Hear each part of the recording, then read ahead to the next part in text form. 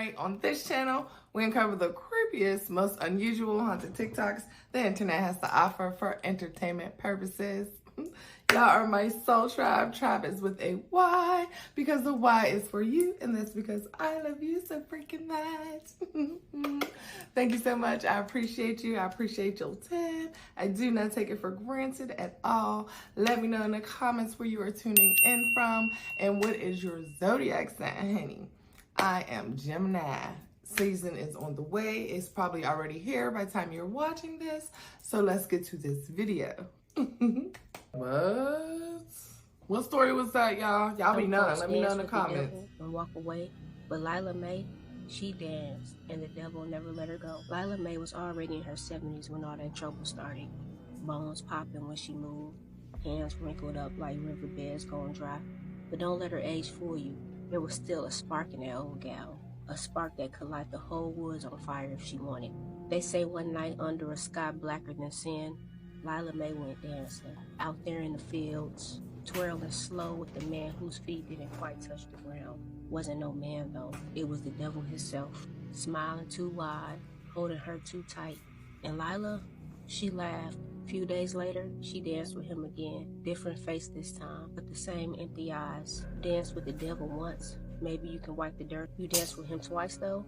Well, he starts thinking you belong to him. After that, something in Laya May started to break. Some Sunday mornings, you find her sitting in the back of the church, crying into her hands, praying like she was trying to drown out the devil's whispers in her ears. Other days, folks swear they saw her run, screaming down the old desert road, like she was running from hell itself. They say one night, Laya May set a table with bones, old bones, and clapped her hands over them, singing words that didn't belong to this side of life. And something answered back. Now Lila wasn't all darkness. She loved her grandson something fierce, taught him how to sew buttons on a shirt, cook biscuits from scratch, even sat and laughed with him, like none of that dark stuff ever touched her. She tried real hard to be something good again, even went back to teaching little ones in town. But there was a secret she couldn't scrub clean. In her cellar, that old stone one behind the house, there was another her. Two Laya Mays, standing face to face, both of them talking on old phones, saying same words, breathing the same breath. Time passed mean and heavy.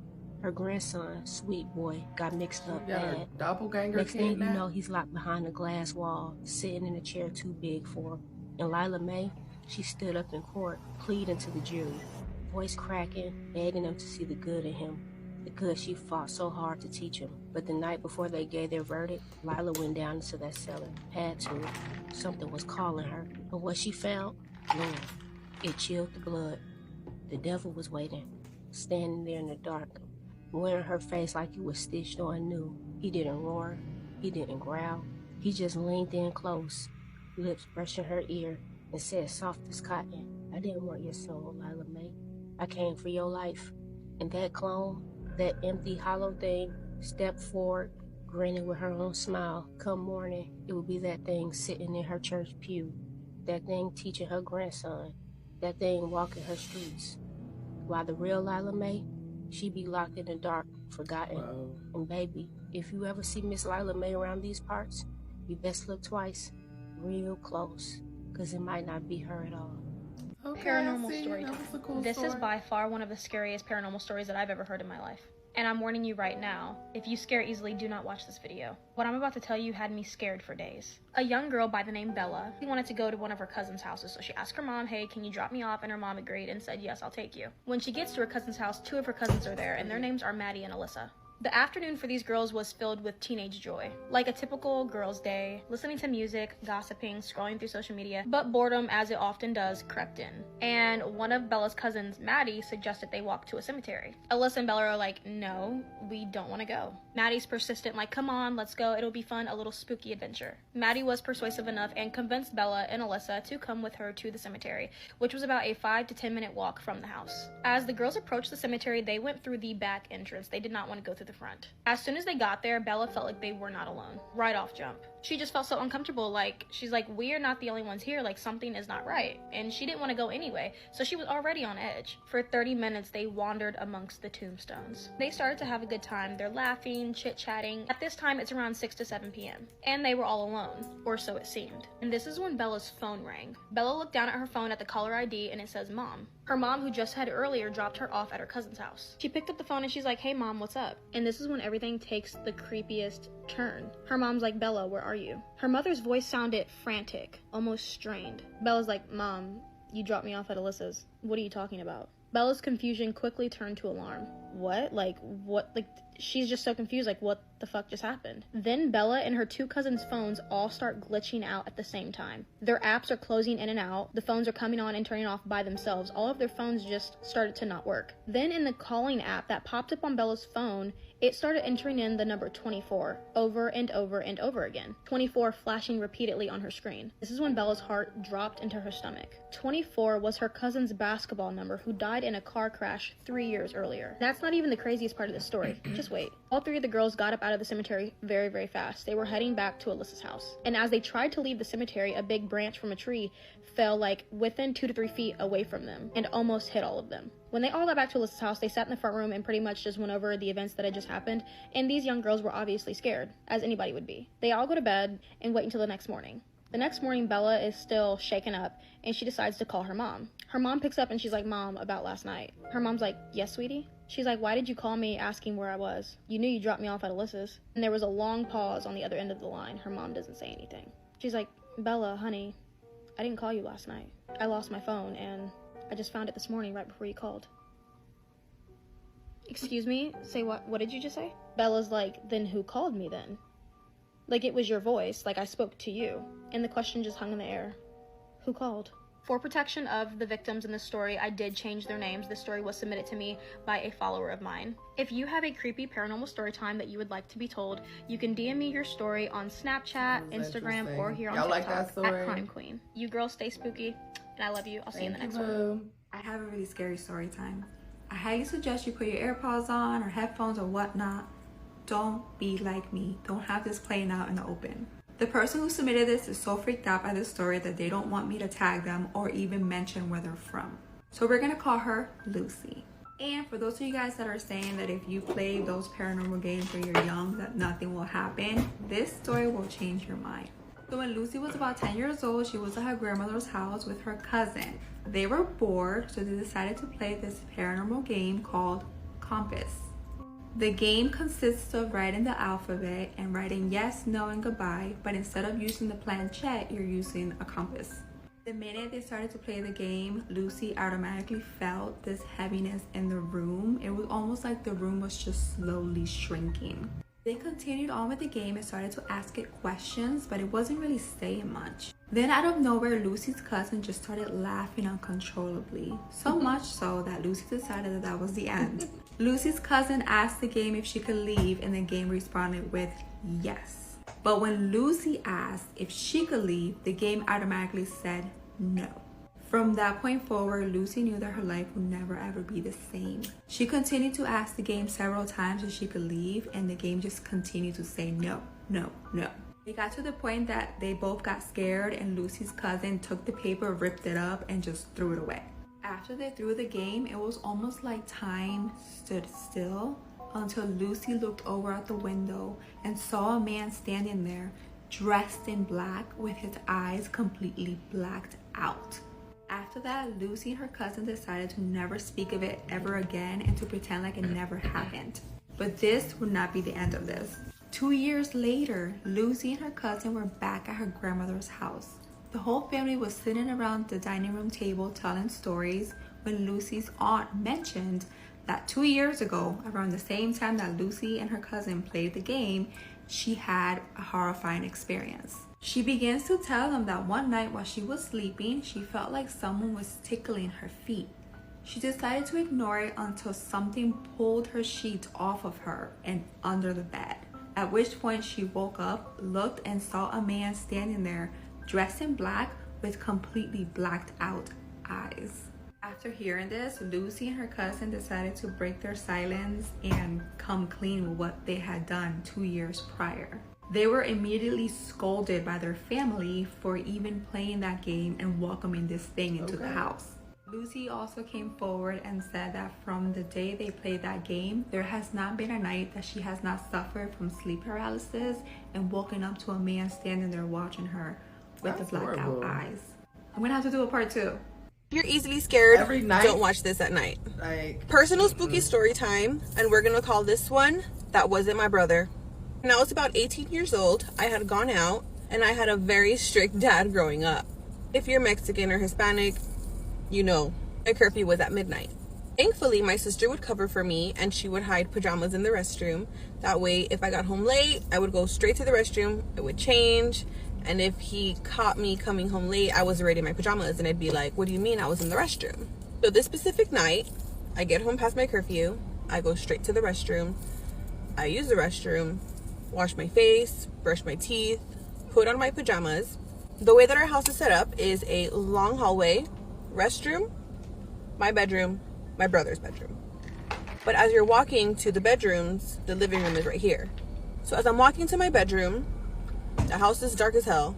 Our front door has glass and the porch light kind of gleams in.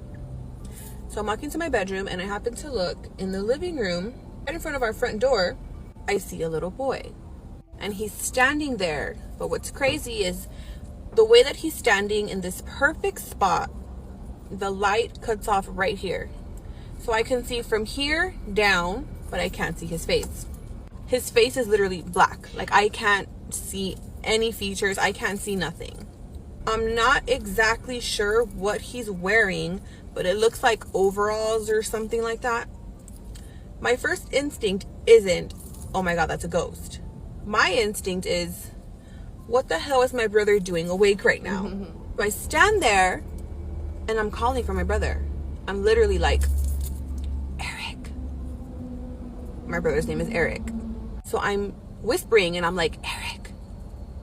Trying to make sure that my parents don't hear me because it's about 3 a.m. and my brother is just standing there.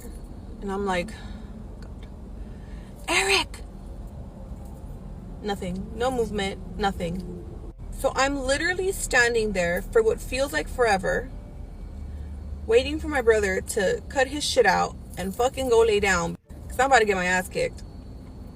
And he's just standing there. So now my wheels are turning and I'm like, okay, what's going on? And when I tell you this is the most I've ever been scared, like I was shook, I was shitting myself. I decide, okay, I'm gonna go to my brother's room. Turn on my flashlight. I'm looking and my brother is asleep in his room. I was so scared. I didn't even go back to my room. Like, I was freaking out. I've talked about my mom's house being haunted before. What's crazy is that it's inexplainable because my dad built their house. I'd understand if it was like an older house or something like that, but it was a new house. Like, I have not done any research on the land, if there used to be something there, if something happened there. I have not done any research, but I have seen and heard so many things inside that house. It is fucking haunted. It wasn't a mimic because now that I think about it, this little boy was definitely younger than my brother, and we've seen him many times. He loves to play peekaboo. We have 2 living rooms in my parents' house, and my mom was always in the smaller living room in her recliner, and a wall separates both living rooms with a half moon, and she says that she'd be there in the morning and this is the wall and she could see the little boy like peeking, and when my mom would go and look, he'd kind of like, or if this is the wall, he'd kind of like, you know. But at least it's a friendly ghost. If you guys have any spooky stories that you'd like to share with me, please send them via DM or email, and I'd love to read them. And I will see you guys in the next spooky story. Bye. Bye. Story time about when I could have been trafficked while I do my hair. Unfortunately, this is very common here in South Texas, but I have yet to see anyone talk about this tactic. One morning, I decided to go to the gym like really early And when I was on my way home, I was passing this store that I had to stop at regardless. So as I was entering the parking, I noticed this van, not even like a creepy van, just like a normal old early 2000s mom van, right? And there was a man in the driver's seat, and what I noticed, the reason it got my attention, is there was a woman who was putting the back seats down, and I just thought like, oh, it's probably for like groceries or something, whatever. So then once I park, I go into the store, I grab a cart, and I immediately notice this man who also has a cart and it's empty. That man proceeds to pop up in the same aisle as me twice, and the second time that he does, he asks me, do you work here? Again, I'm on my way home from the gym, so I'm wearing full gym attire, I'm sweaty. Seriously, bad feeling. I didn't say anything. I literally just looked at his face and walked away. At this point, I just go to pay for my stuff, and the cashier actually asks me if I'm okay, and she tells me that she noticed that that man was like kind of following me around and stuff, because take in mind, it's a small store. I tell her and the man standing behind me in line who was listening as well about that weird question he asked me, and as I'm about to pay, I realize that I forgot my wallet in the car. The man behind me in line offers to walk me to my car and get it, and I was like, no, y'all can see my car from the window, just keep an eye out, right? As I'm walking to my car, there's a homeless woman in the parking lot, and she starts limping her way towards me, and she says, hey, like, do you have spare change? I'm really hungry, I want to grab a bite to eat. And I immediately notice her jacket. It was the same woman who was putting the seats down in the back of that van. Go to part 2. If you're seeing this, it's already up. What's up, y'all? So a lot of y'all have been asking for more story times, spooky story times at that, and I'm ready to tell y'all about the little girl that I saw in my house and about how sick that I got when some things started to happen. So y'all stick with me, okay? So this is around the time I was like in high school, I want to believe. I was still with my mom, of course, and my cousins would always like walk from my auntie house and come down to my house because, you know, it was summertime, and yeah, we just always used to be with each other. So this particular day, my cousins came over, and you know what I'm saying, we was just chilling, we was talking, and I was like, okay, y'all, I'm gonna go get in the shower. So I got in the shower, and they ended up leaving. Like, I heard the door close, so I'm thinking like, okay, they're gone. So I'm in the shower, y'all, and literally I'm playing Change Me by Tamala Man, and I was singing, like, I'm a singer, if you know, you know. But I was singing Change Me by Tamala Man. And all of a sudden, I hear a little girl voice singing along with me. So I'm thinking like, okay, maybe my cousin did, like, maybe one of my cousins didn't leave because she was younger at the time. Like, maybe she's in my room or something. Because it was kind of like a distant, you know what I'm saying? A distant voice, but I could still hear it. So I'm just listening. I'm like, okay. Then when I stopped singing, you know what I'm saying, it stopped singing. So I get out the shower and I say my cousin name. I'm like, Maya, like, cause I'm thinking it's Maya, you feel? Nobody answered, y'all. So that was strike one. So this is like 2 days later. So I was getting ready to go to my auntie house with my cousins, of course.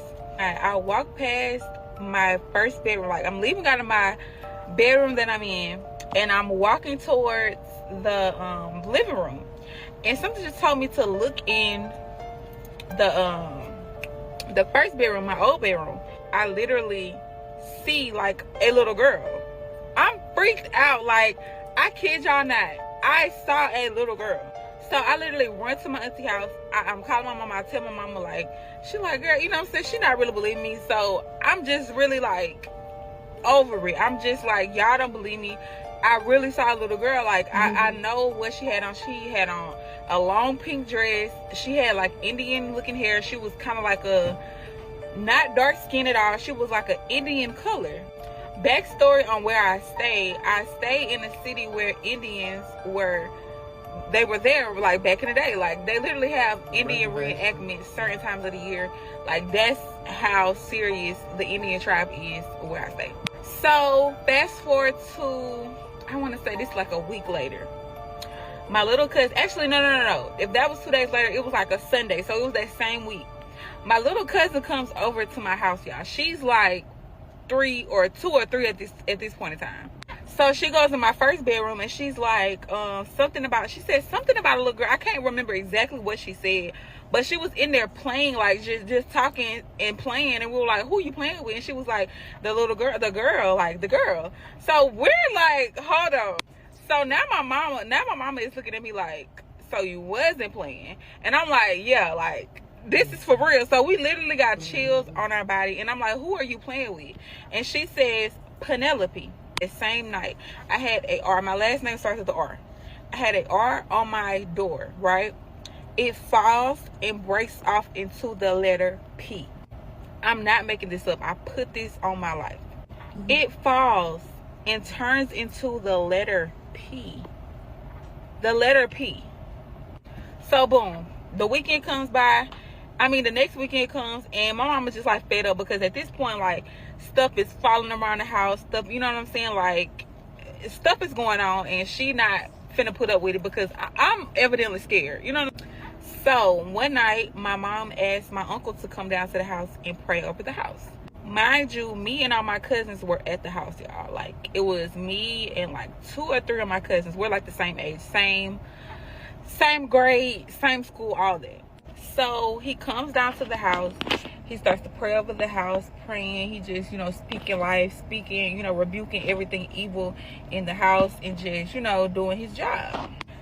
Tell me why all of the lights go out while he's praying. It was either while he was praying or when he was getting ready to end his prayer.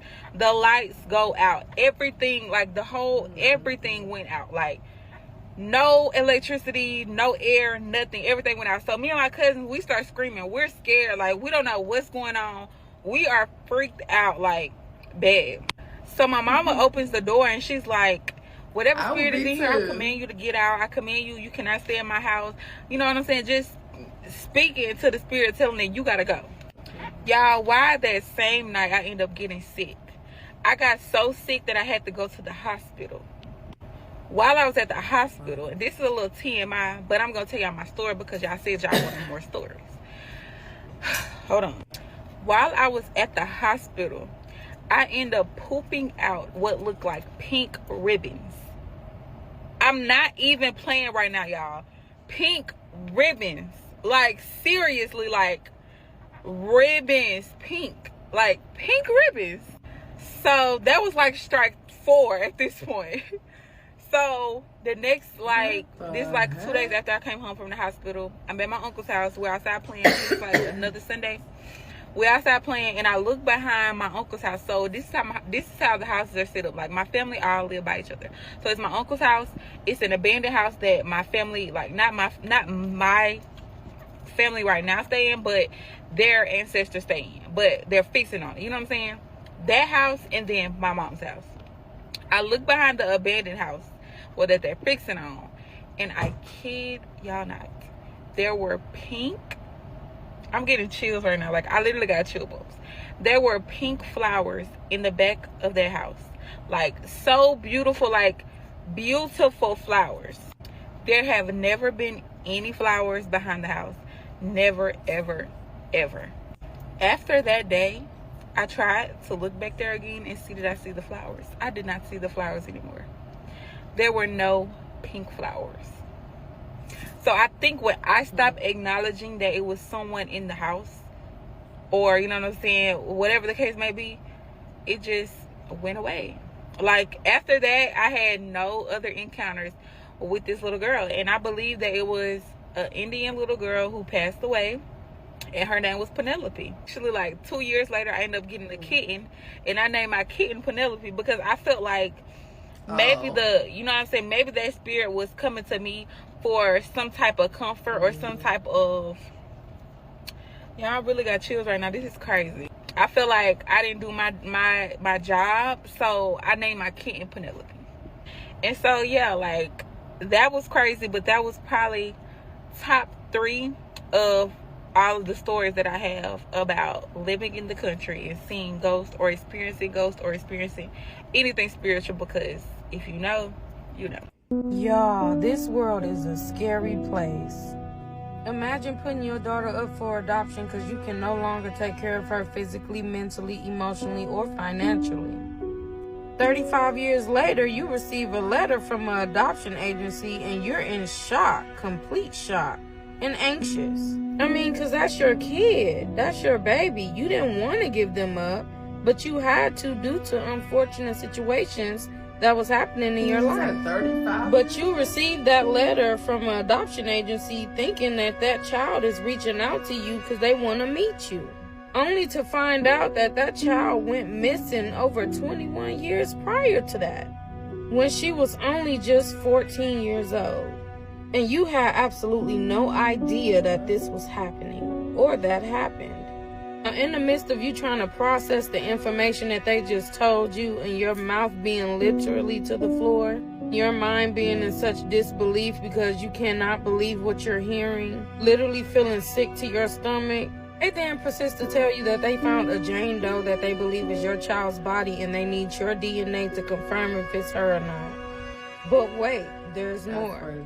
Soon after that, they let you know that that was indeed your child's body and that she was unalived by her adoptive mother and father and buried in their backyard the entire time. When I say that I am completely lost for words, I mean exactly that. Can't imagine being this child's mom, let alone being this child herself. And there's no telling what else type of trauma that this little girl went through. The story literally hurt my feelings, and I pray to God that her and her family get the justice they deserve. I send my condolences to her and her family. I pray that God bless this family with the strength and peace that they need at this time. Let me know y'all thoughts on this situation in the comments. Like this video, share this video. And if you like content like this, follow the bell for more, and I'll see you on the next one, babe.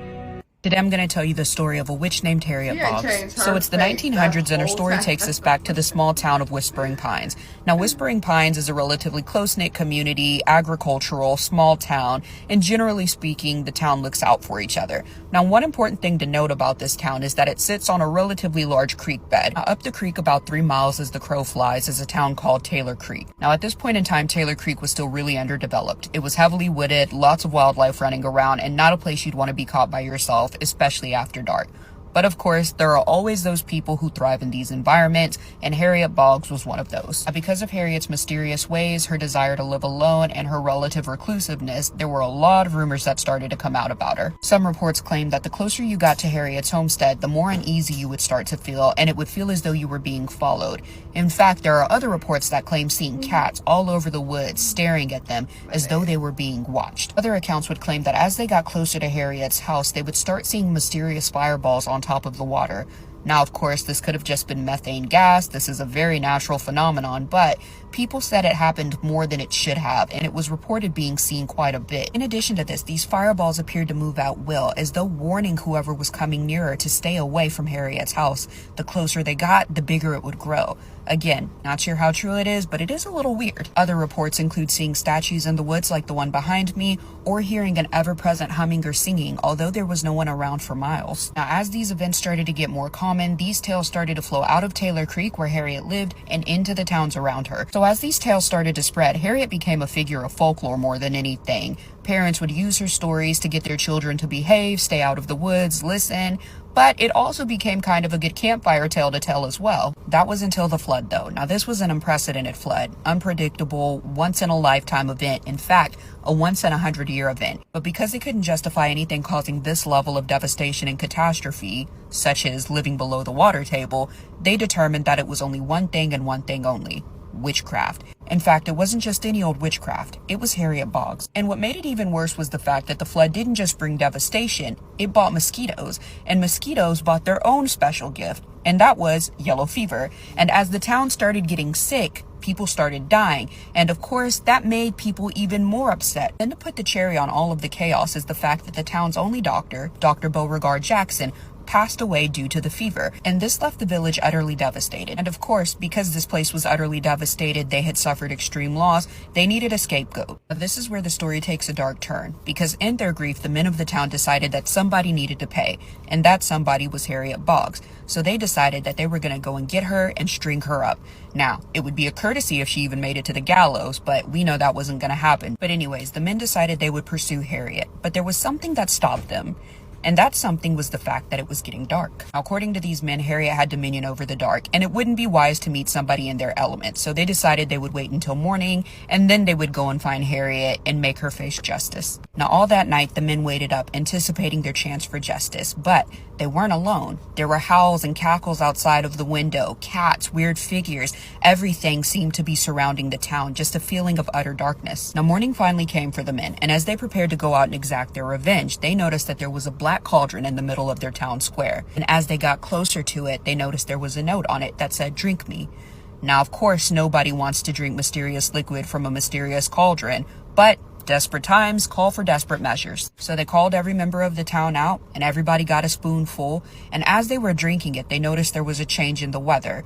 Previously murky and kind of muggy outside, the sky cleared and there was bright sun. So on this very cloudy day, the men called a town meeting, and everyone in the town came out to see what they wanted to talk about. And of course, as they got there, they noticed the cauldron as well. Now, the men instructed them to do one thing, and that was take a drink. So everybody passed the ladle around. Don't worry about any other viruses, just drink the juice. And everybody in the town did so. And miraculously, as they all started to pass the ladle around, the sun started to come. Again, these people had just experienced some massive storms and flooding, so the weather was still pretty bad for them.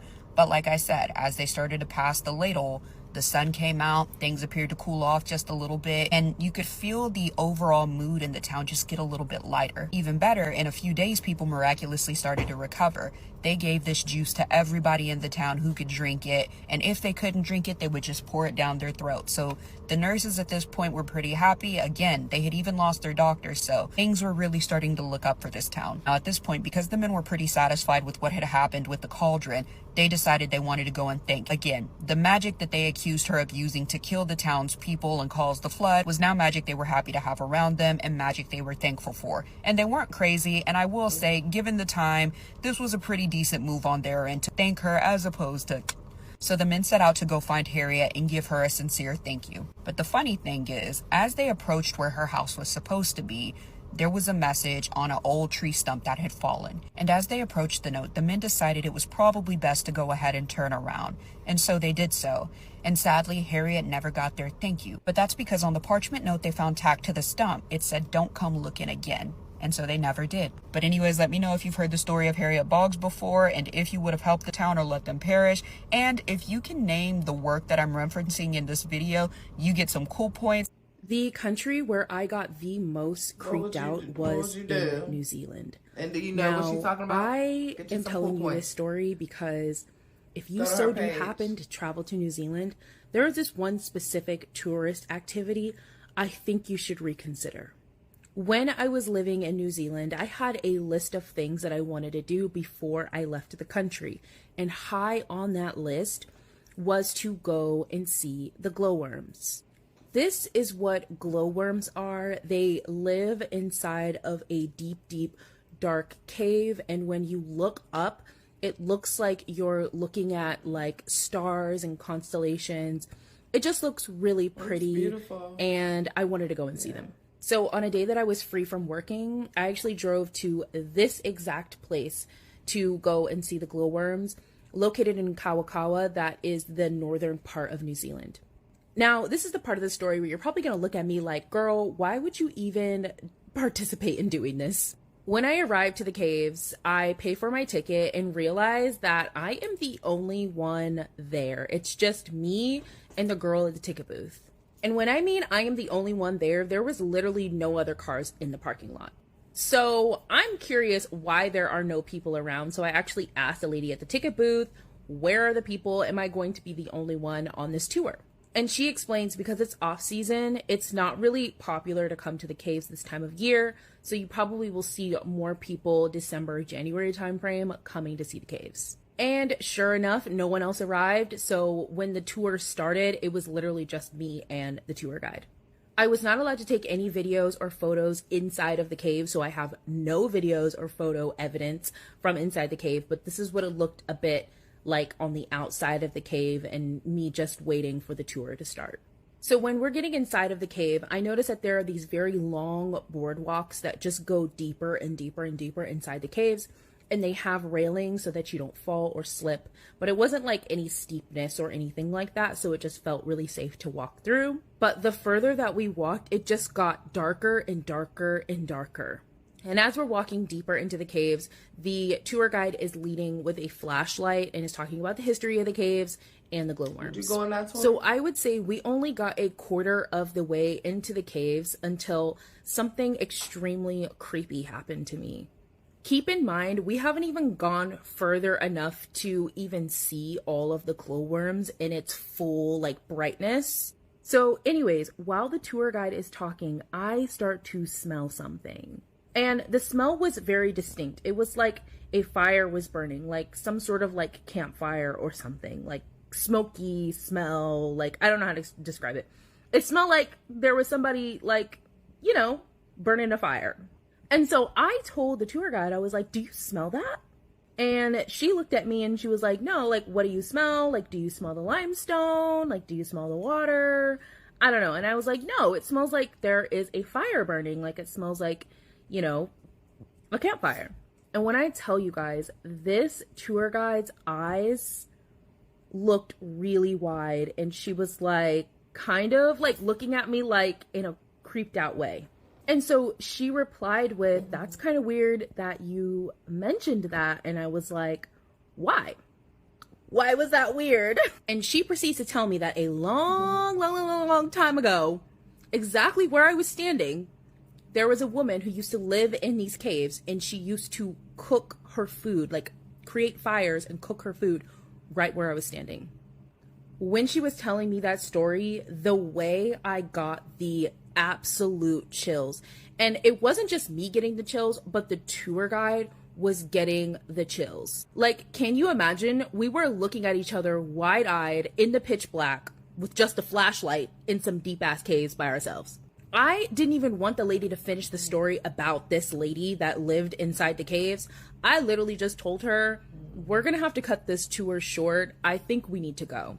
And she was like, yeah, I think that we should leave too. And I felt bad for that lady because I think she was a little bit more creeped out that I said that in that moment than anything else.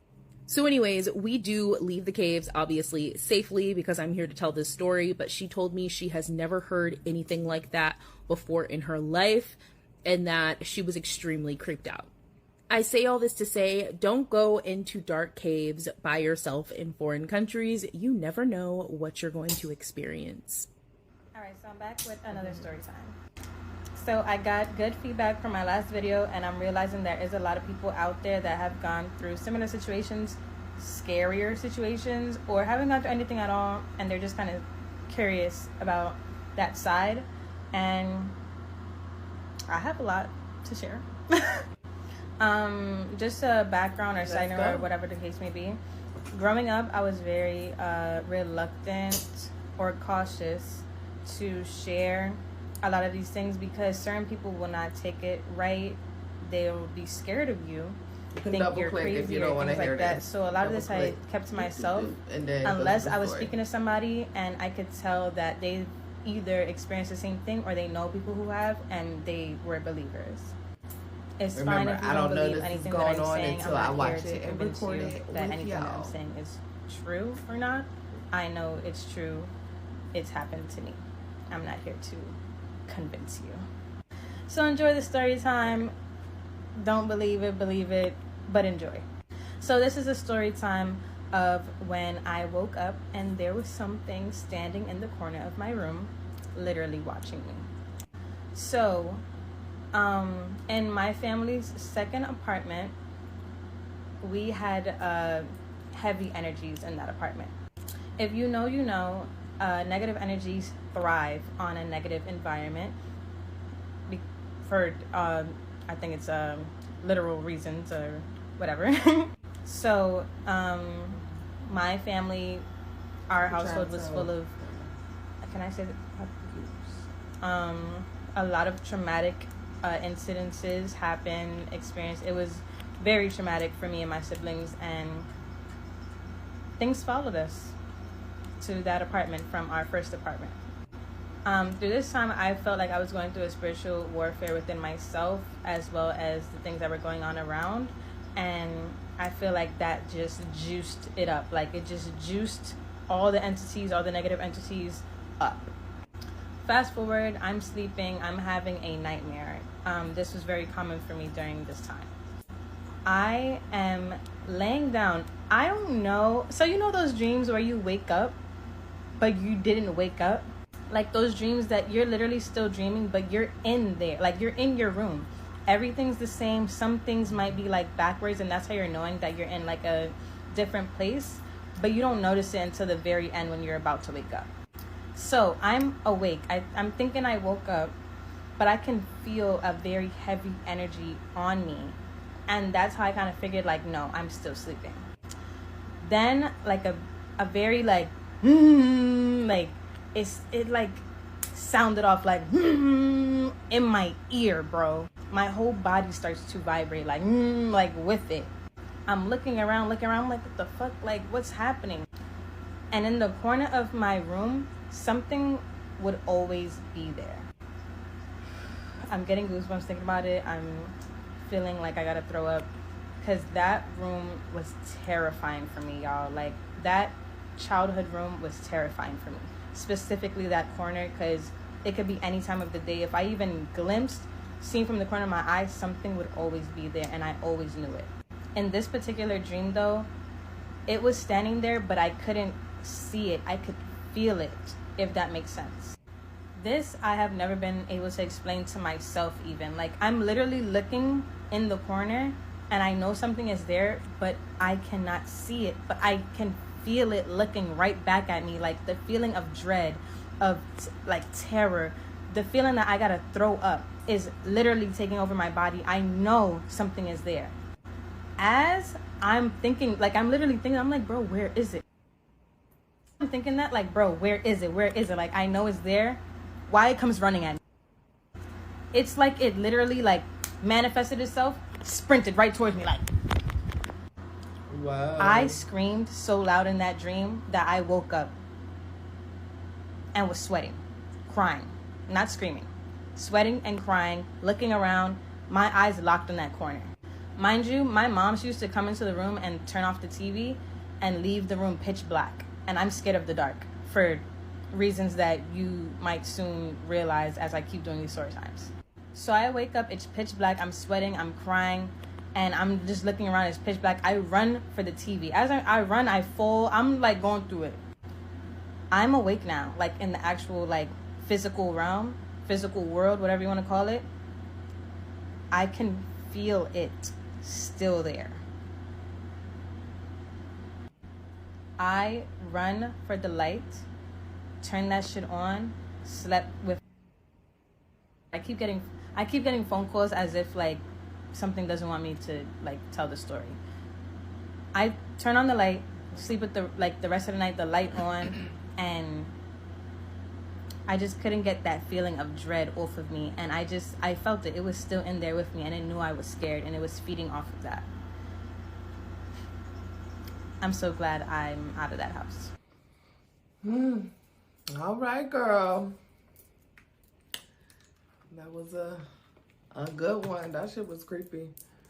It was some creepy ass stories. I ain't even gonna hold you, and he had me like, oh, shiver. But you reached the end of another video. I appreciate you. I appreciate your time, honey. I do not take it for granted. Thank you for being here. Please like, comment, and subscribe. And you already know what to do with it. Give it to everybody you know, okay? Whether you like them, love them, want to fight them, feed them, fuck them, or anything good or bad. Still sure to love. I love you. I appreciate y'all. Make sure y'all get you some merch. Share the video. Give me $1. However you want to support, okay? I'm out 5,000. I say.